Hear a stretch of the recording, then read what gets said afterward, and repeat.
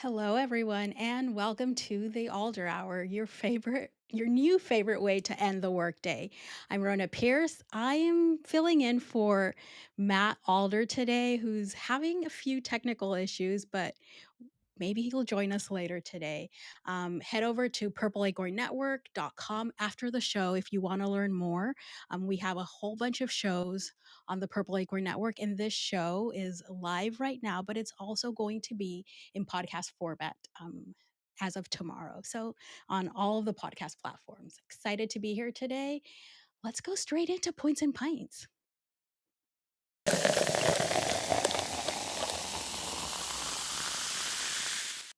Hello, Trent. How are you? Hello, one of my favorite people. How are you? I am doing great. Excited to be here with you and to Yeah, see you in person probably tomorrow, next day at RecFest. it should be all three. Amazing. So, if you guys haven't tuned in to this part of the show, it's where we have a drink and discuss articles that are headlines in the news. Matt was going to have Spanish beer because he's in Spain today. I have my same boring ginger beer from Trader Joe's that I usually have. That's what I'm having today. Trent, do you have anything? I have water because I still have three calls after this, and I need to be somewhat focused. Perfect. Love that. So let's talk about this one. I love that I'm talking to you about it because it's AI and you're like my go-to AI person. Oh, So this article was about how there's a lot of, I guess, misinformation like happening with AI in searches, right? Everyone has seen it. mhm. You do a Google search right now, AI shows up at the top, right? Um, do we even trust what AI is saying? I know it's hit or miss for me because I've seen wild things being made up at the top of it. The article also spoke about how companies, everyone's just using AI and just relying on it. But it went back to things that we've talked about here on this show of, are companies really training their employees on AI? Is there clear policy? Are we just trusting whatever shows up as AI thing and then using it for work? What do you think, Trent? So the short answer is no. We are not training employees on how to leverage AI correctly. And for the companies who have a kind of a general policy that says do not use AI, your employees are using AI. They've just got it on their phones or on a side laptop. So there does need to be some governance and there needs to be some training.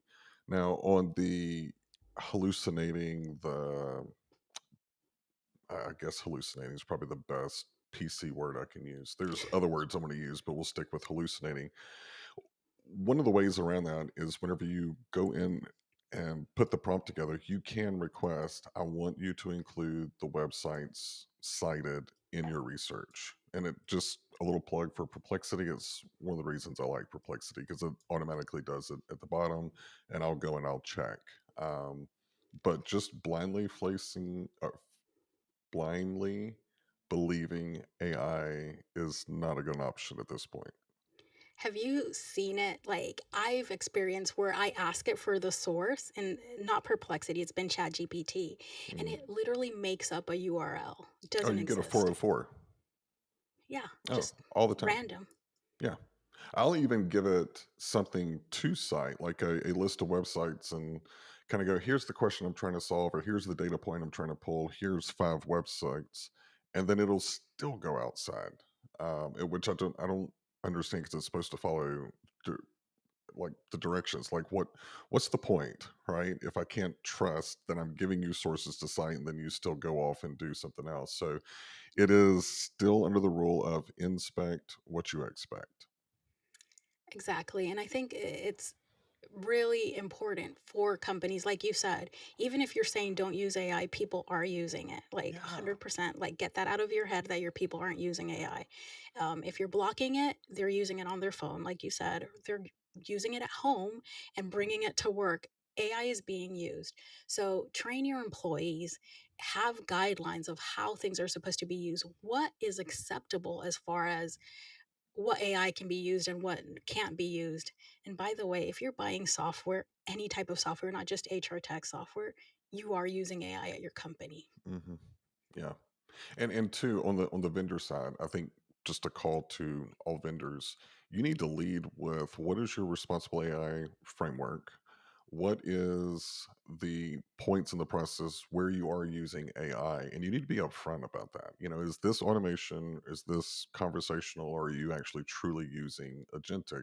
Because what's happening is no one's really defining that because people aren't educated enough to ask. And I kind of feel like not just the HR tech industry, but tech in general is taking advantage of that, going, that's AI. And it's not necessarily AI. That's a whole other conversation we could Oh, have. yeah. I'm so glad that you joined me today for this. And I'm hearing that you have my favorite segment, my new favorite segment today. So tell us a bit about that. Yeah, so we have the Talk Nerdy with iCIMS, and it's what we bring all of the topics that are the most important to the industry, but we approach it from a data standpoint. I am a data nerd. I trust data. I don't necessarily trust my gut. So I want to bring on guests that help me unpack the data in a fun way. And I can promise you the guests that we have on today will pull no punches. Amazing. With that, let's go on to talk nerdy to me. Awesome.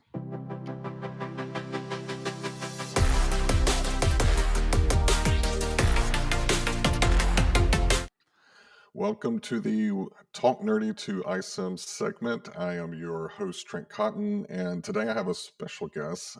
Matt Charney is actually going to join me on stage, and we are going to unpack some recent data that came out in a frontline hiring report that iCIMS put out earlier, or actually last month.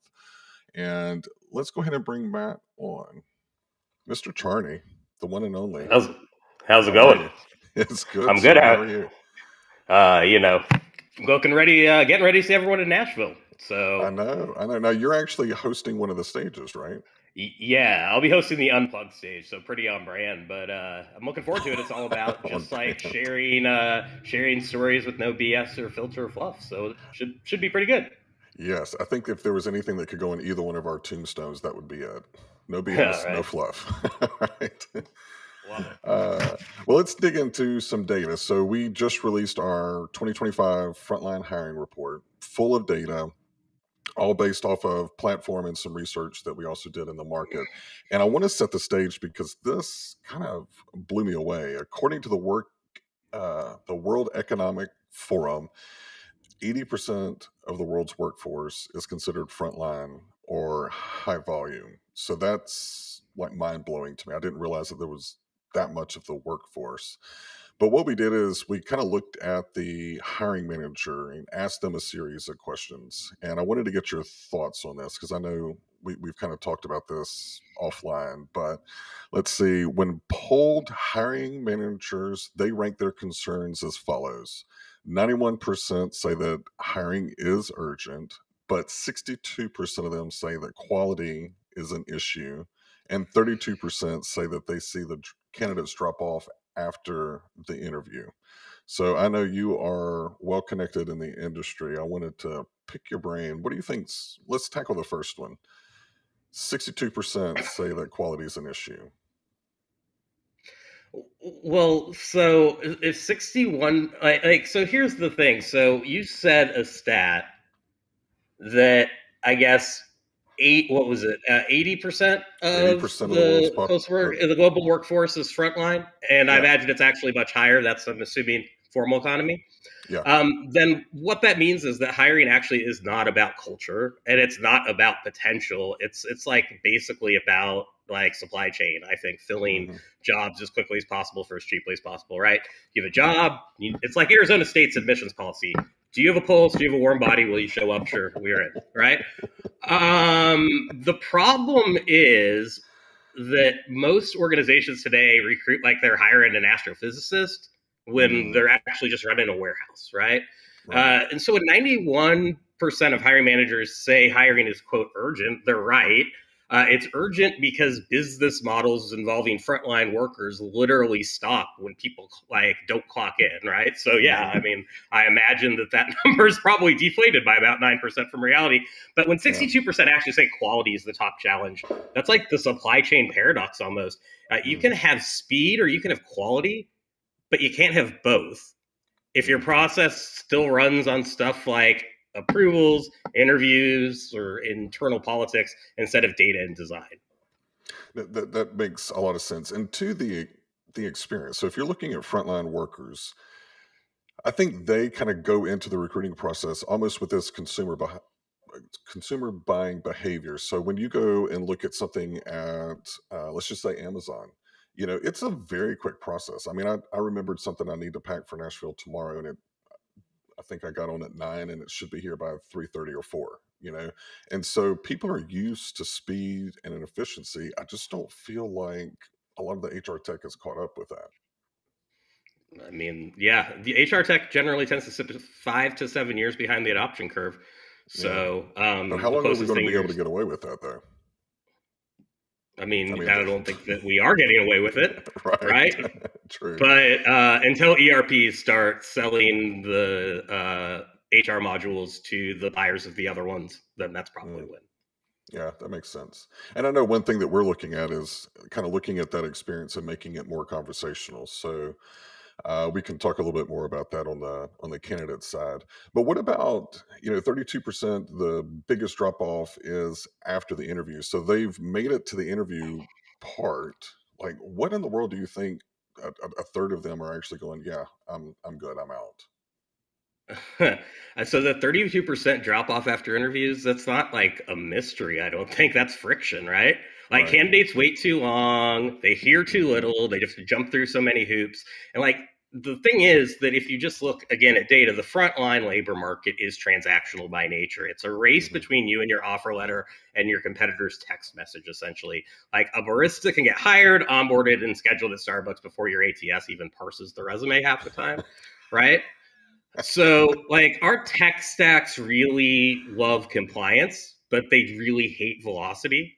Like, so I think we need to like start maybe rethinking things like we measure time to fill, but not time to start. And that I think is actually the more critical metric. I also think we think that hiring is this like multi-step journey. It's a single click transaction, to your point, if done properly. And for frontline workers, like we need to get away from this value proposition being ping pong tables, culture decks, EVPs. It's hours, pay, and predictability. That's it. Like that's all that your average frontline worker cares about. But TA teams have a lot of noise out there. It's a lot of platforms, not enough recruiters, and like a bunch of theater around how engagement is a strategy, which means the hiring funnel is just now a traffic jam of good intentions, and therefore people are going to get lost in process.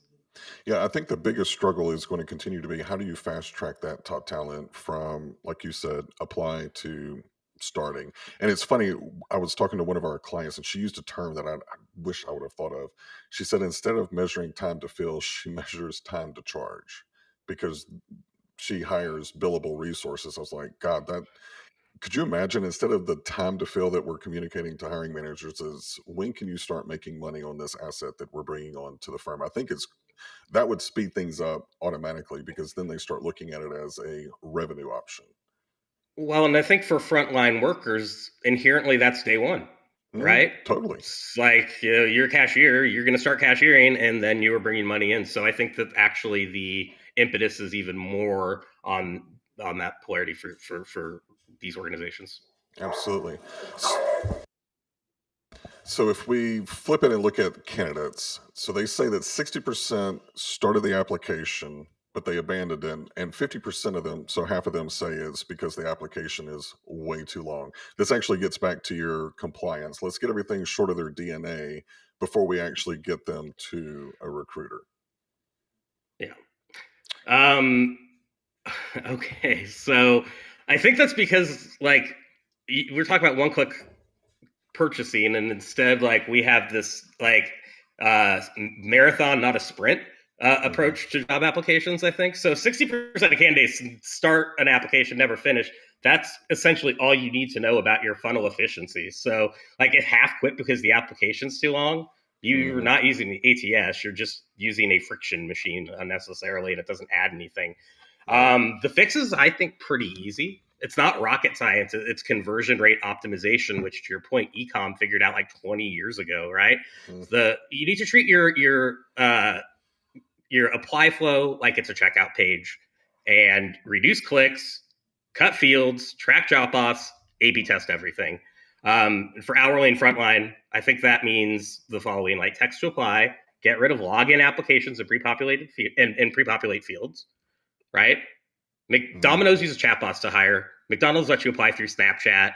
Walmart has a mobile app where you can apply in under 2 minutes, and that's not innovation, right? Like these are all things that we consider best practice. That's basic utility for every other segment.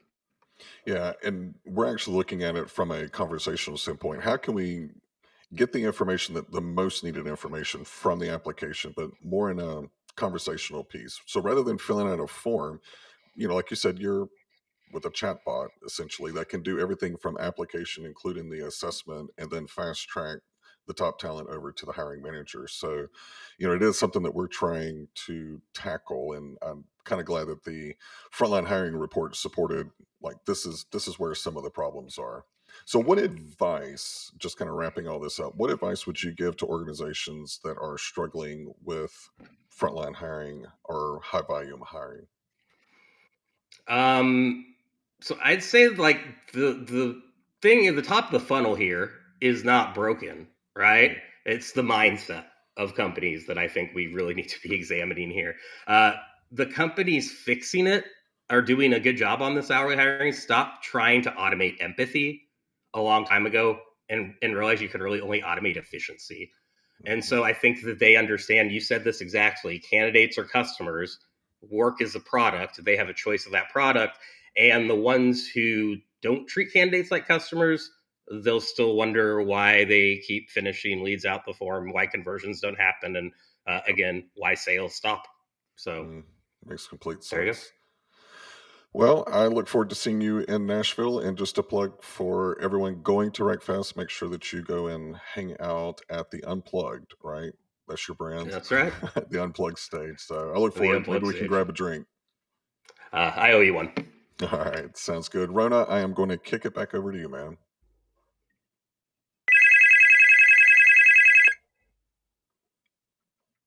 Thank you so much. I am excited to be joined by Hadeel. She is the head of SHRM Labs. We met briefly earlier this year, but I'm excited for this conversation. How are you today? I'm doing great. Oh my gosh, I'm so excited. I love watching the show and love the different segments. And my gosh, I was listening to Trent and I'm just like taking notes, and I pulled up the report. So excited to dig deeper into it. But Ron, I'm so excited to be here with you, and excited to tell everybody about SHRM Labs and the WorkplaceTech Accelerator. Yeah, let's start by that. For anyone who isn't familiar, what is SHRM Labs? Yeah. So SHRM Labs is SHRM's innovation lab and venture capital arm. We invest in funds that support technologies impacting work, workers, and the workplace. We make direct investments into startups, and we also run the WorkplaceTech Accelerator, which I'm excited to tell you all about. But SHRM Labs, Rhona, was launched just before the pandemic. At a time when it became very clear that workplaces needed innovative technologies that could truly improve the way we work. And we also saw there was this massive disconnect between people building new solutions and the HR professionals who are actually using them. And I feel like this disconnect still persists today. I mean, we just heard you all talk about it earlier. But really, at SHRM and SHRM Labs, our mission is to elevate HR, and HR technology is a really big part of that. We believe in connecting startups with HR leaders in meaningful ways, ensuring innovations meet real world needs.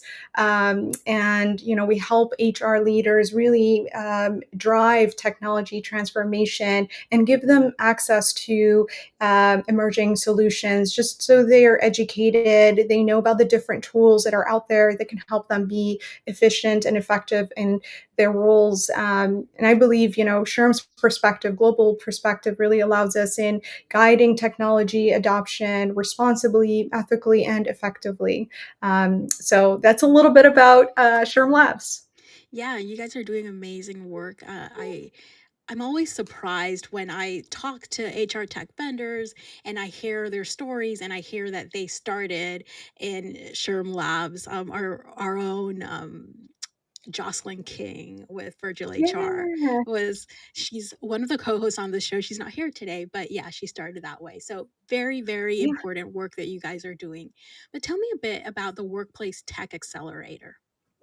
Yeah, so the Workplace Tech Accelerator is a 12-week program. It's a hybrid program that really focuses on, well, it works with technologies, HR technologies specifically that are looking to scale, but the program itself is really designed around, business development, helping founders really connect and partner with HR leaders. That's one part of it, but the second part and the most important part of it is around feedback. So through the program, we, as I mentioned, we bridge between HR leaders and startups. The founders that participate in the program get real actionable feedback from HR practitioners, and HR leaders, on the flip side, get access to early innovations, but they get to hear from the end users around ways that their solutions are resonating, and maybe they're focusing on an area that's not a priority for HR leaders and so forth. So it's a really great opportunity for them to get that insights, pivot as needed, and continue to scale their businesses. The program itself, in addition to this very tailored program that we've designed, includes benefits like an investment from SHRM Labs. So each of the participating companies get a $200,000 investment from SHRM Labs. They get access to an advisory council that gets to work with them throughout the program. And it's very focused on what the founders' challenges are at that time of the program.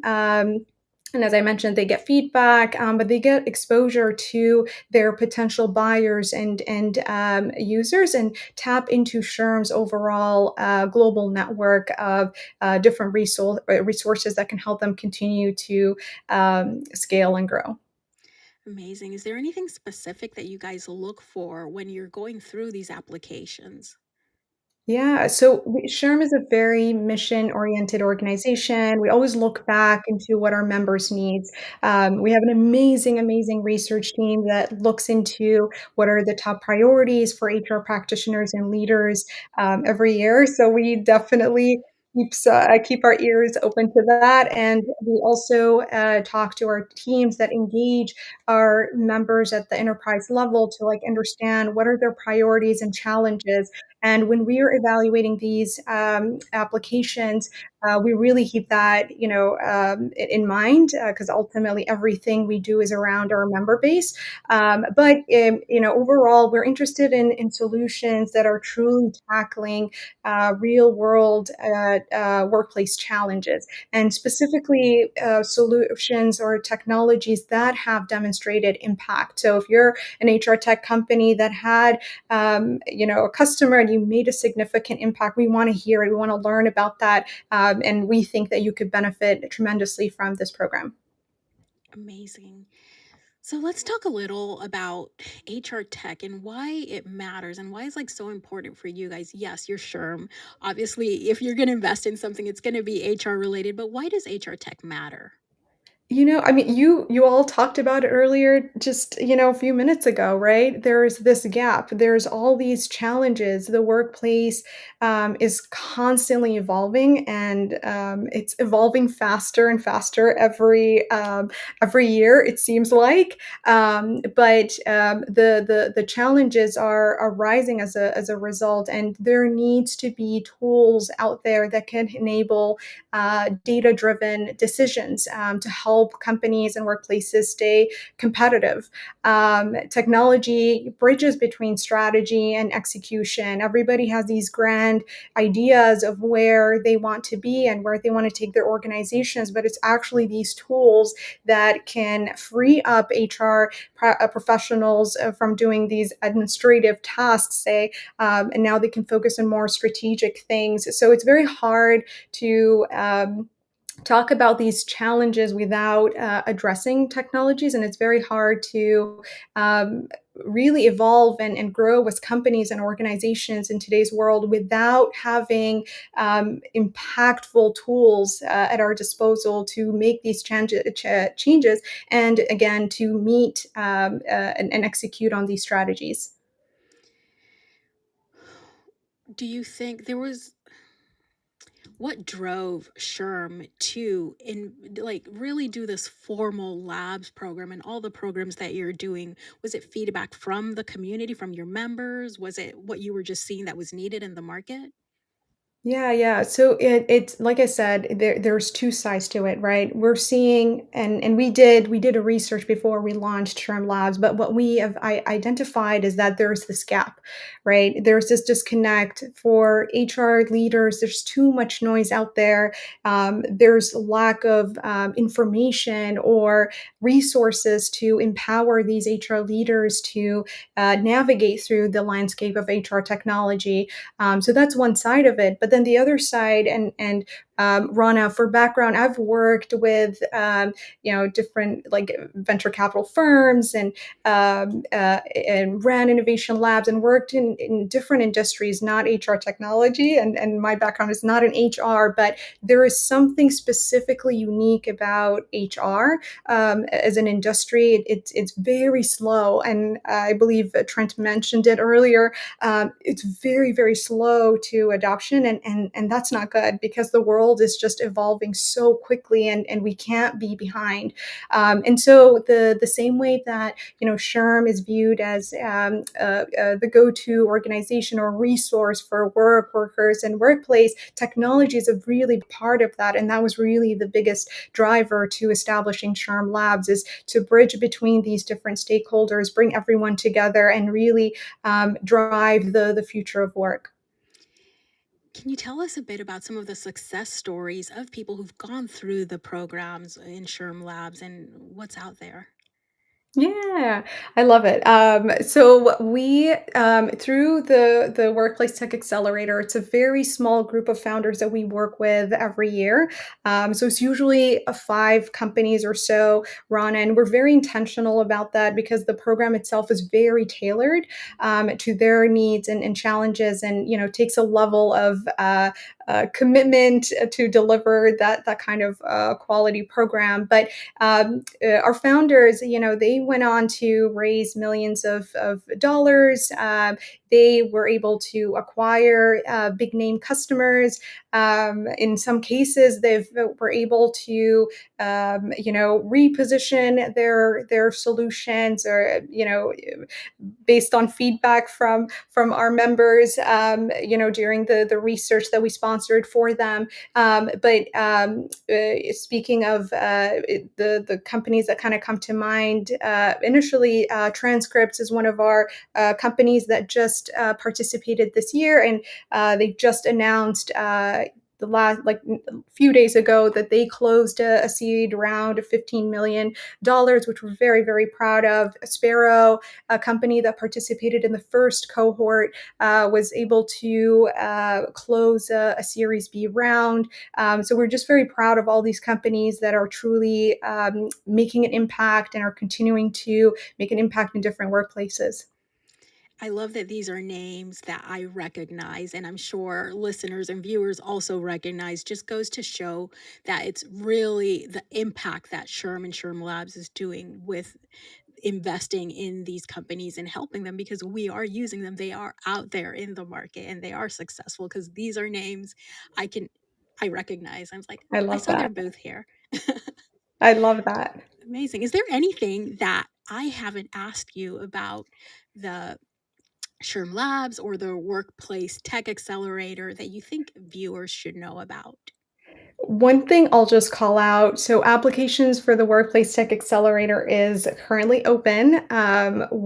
The applications are open through November 1st, so we're a couple of weeks away from ending the recruitment process. If you are interested in the Workplace Tech Accelerator, please go to our website, www.shrmlabs.com. We have Workplace Tech Accelerator webpage there with the apply button, and you can submit your application. If you have any question, I am super friendly. Connect with me on LinkedIn. I'd love to answer your questions and see how I can support you and your business. And truly, this is just a chance for startups to access a network, mentorship, and feedback that they can't get anywhere else. So very, very excited to see all the applications come through, evaluate, and see what our next cohort is going to be made of. Amazing. I'm excited too. And who knows, maybe one of the cohort members is going to be someone who heard about it here on the Alder Hour. I love it. Thank you so much, Ron. I appreciate you for making time for me today. Thank you for joining us.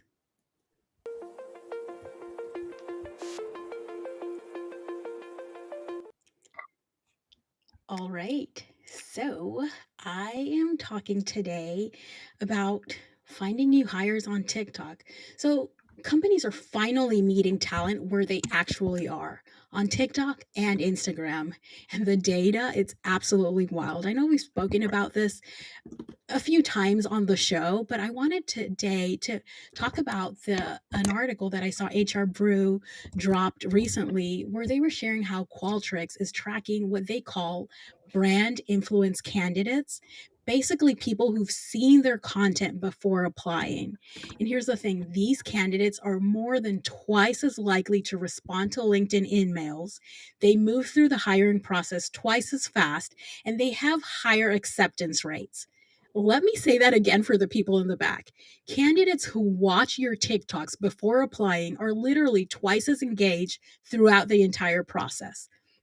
Qualtrics has been at this since 2018 with their Qualtrics Life Instagram, where they're mixing Taylor Swift memes with real employee stories. They're tracking this quarterly, and the ROI is undeniable.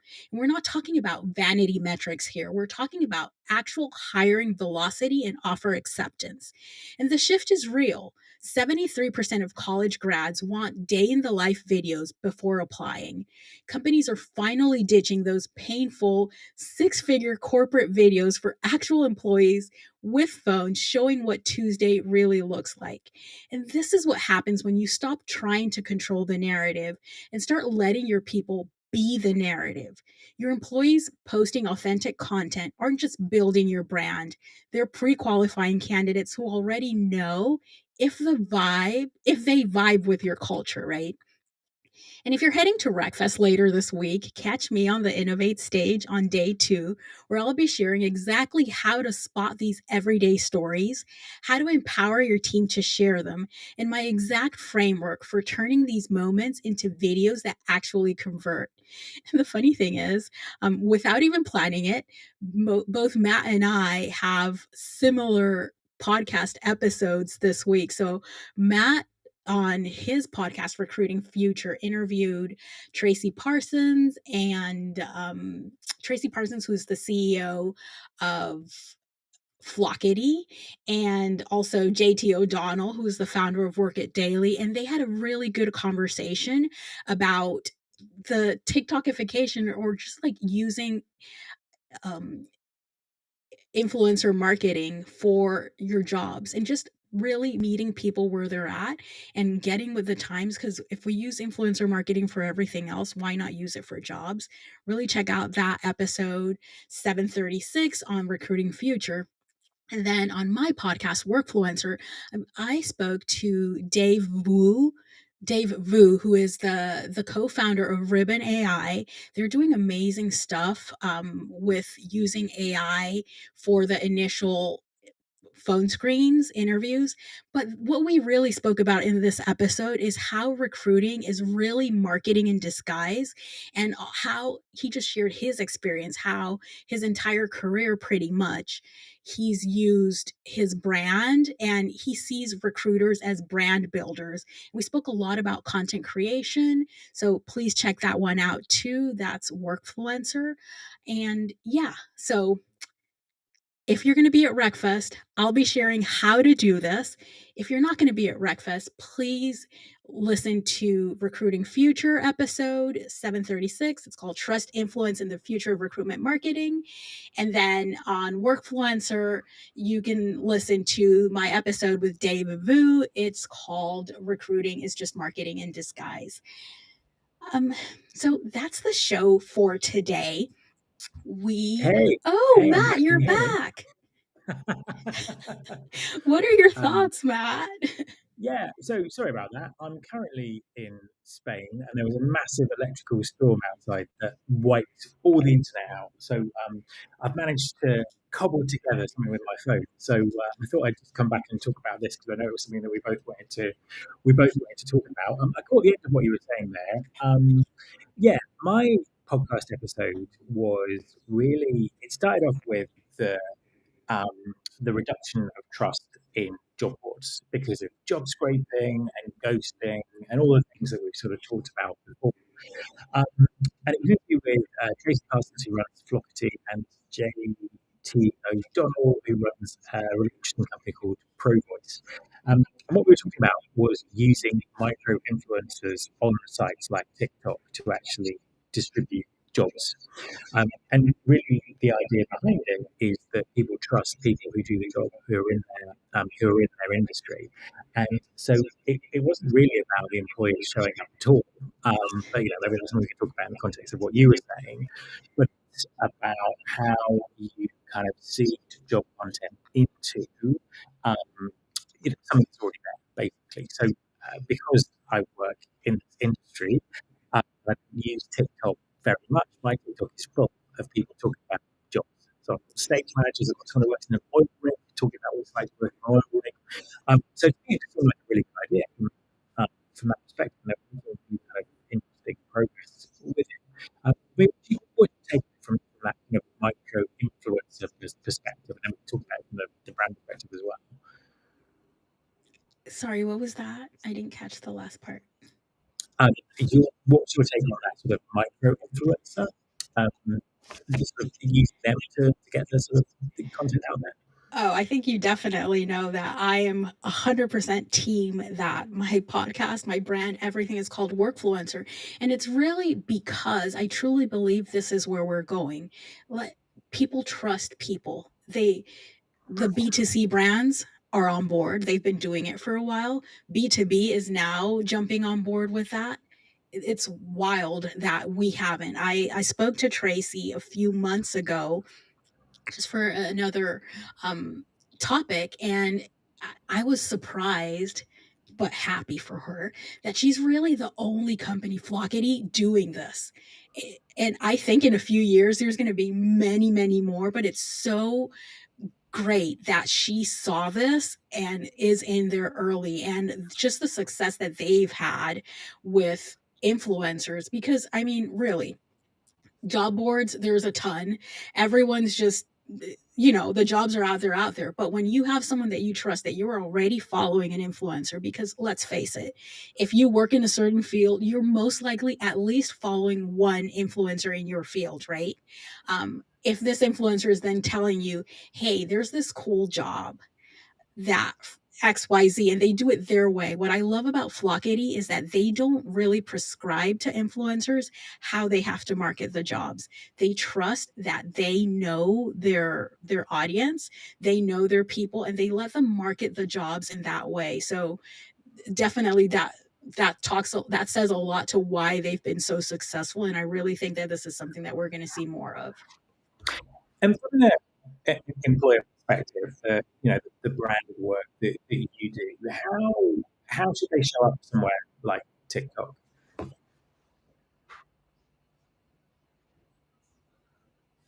Sorry, I'm all echoey and horrible now. I know we're echoing horribly. So you were asking how do we Sorry, can you hear me now? Yes, can you repeat the question, please? You can. Yes, I can. There we are. It just literally there seems to be technical problems with the internet all over the place at the moment. It's all slightly crazy. So from an employer perspective, how would you kind of, if they were sort of showing up as themselves on TikTok, how would you how would they do it? What would you kind of recommend to people using these types of channels for employer branding and recruitment marketing, or should they just go down through the influencer route? I think that they should definitely partner with companies like Flockity because they are vetting these influencers, but also the most important thing is to align yourself with the influencers. Make sure that their message and how they're doing things aligns with your company and never ever prescribe how something should be said because they're influencers and they're successful because of their voice. People follow them because of who they are. So don't give them a script of what to say. They know how to talk to their people, but leverage it. Absolutely. I think you were just about to close the show. Do you want to? Do you want to close it? Because I've not been able to watch any of it, so you're probably best placed to do it. And apologies to everyone for the ridiculous technical problems that we seem to have had this week. Amazing. Never a dull moment. And I'm glad that you joined us today, Matt. So, most of the Purple Acorn squad is actually going to be live at Wreckfest in Nashville this week, Wednesday and Thursday, October 15th and 16th. We'll have a tent where we'll doing live stream interviews and just a bunch of fun stuff. So, come say hi. I'll be all over the Wreckfest conference as well. I'll be speaking on day 2, and on day 1 you'll find me with my pink mic all around asking questions and telling people stories. But yes, this show is part of the Purple Acorn Network. We have a ton of other great shows in the lineup, like the HR Morning Show, From the Desk, My First Job, From X to Z, and just many, many more. Really check out our LinkedIn page. That's where you'll find the most up-to-date stuff. And if you want to see more of Purple Acorn, head over to purpleacornnetwork.com and find us as a podcast on Spotify, Apple, or wherever else you find your quality podcast. So this is Rhona and Matt clocking out.